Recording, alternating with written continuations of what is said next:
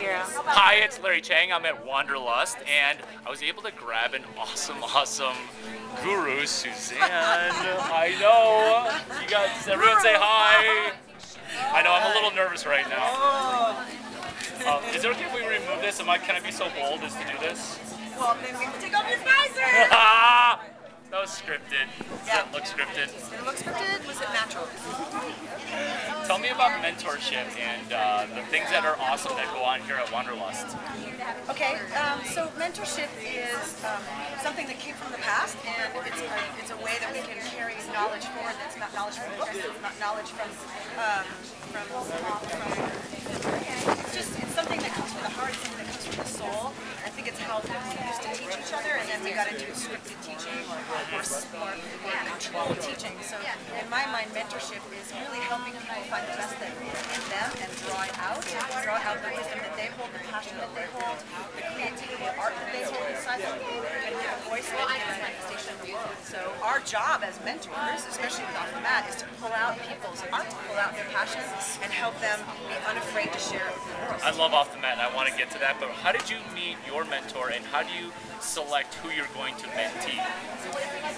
Mentor. I've had some amazing mentors, and I've never personally selected them. Okay. I've allowed them to find me, and I think that it's a natural, organic process, and that's why you can't sometimes get it from the schools. You have to meet someone, and you have to connect with them on a really deep level, and then it's an organic happening. And so again, same thing with mentees. Sometimes people come to me and they say, "Will you mentor me through this process?" And if I feel like I can help them, I certainly will. But sometimes people have to be in the world without guides, without mentors. Sometimes they have to find the mentor within. Deep and difficult. And it's very challenging to be self-initiating, but it's also, I think it's easy for us to give our power away to others. I think it's almost harder to be self-initiating, to find the wisdom that lives within. What are a couple nuggets for people that are just starting? I mean, how do we self-start, initiate? I think for me it's a good question because I'm such a strange person and I have a strange set of skills, and I haven't had a lot of people who are doing exactly what I'm doing show me the way. So I think the first step is to say, I'm not going to be shown the way, and in fact, I can't wait for someone to tell me what to do. I have to create something. I have to imagine that I'm an artist and I have to create something from nothing. So I have to listen to what's within and be completely unafraid of it, even if it goes against the grain or if it's outside the box or people don't understand it. So when you're creating something, do you ever do a sequel of something where you're drawing creative inspiration? From what's come before? Yeah, I mean, for me, my whole life has been, learning one skill and then learning something completely different and learning something completely different and then finding ways to integrate them. And so as an artist, I'm constantly trying to reinvent, but I can't reinvent without using the skills and tools that I know have worked in the past. So I'm constantly being cumulative in what I can do. Right. Yep. And so even today, in teaching class today, I did something I'd never done before, but it was a combination of what I've done in the past that I know works and just the moment of inspiration and going, I'm going to improvise. Love it. How do you, so there's a fear of failure for people that start. How do you get over that? Because I mean, when you're trying something new at a huge, platform, springboard like this, how do you get over the fear of failure?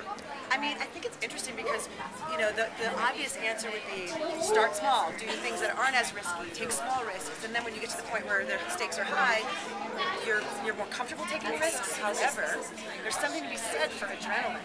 And when the risks are high, if I walk into a class or a performance, so a musician, if I walk in and there's parts of that thing that I don't know what I'm going to do, and I'm filled with adrenaline and I'm really present in the moment because adrenaline brings you into the moment like crazy, that also is really an amazing time for new information to come through.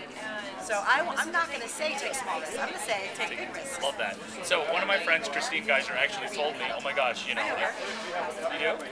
Oh, that's awesome.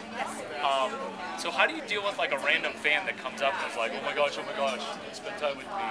I try to spend time with them if I can. I love that. I love that. But I mean, for us, Off the Mat is not about, we're better than everyone else. We're really in it for collaboration. We're really in it for empowerment. We teach people about sharing power and how much more joyful and how much more interesting and how much more productive and how much more sustainable sharing power actually is. And so if we perpetuate that myth of separation and people going, you're so amazing, the you're so amazing kind of means and I'm not, right? Sometimes for some people it means you're amazing and I'm not. So what I try and do is mirror that back and go, you're amazing too. How can we collaborate? I love that.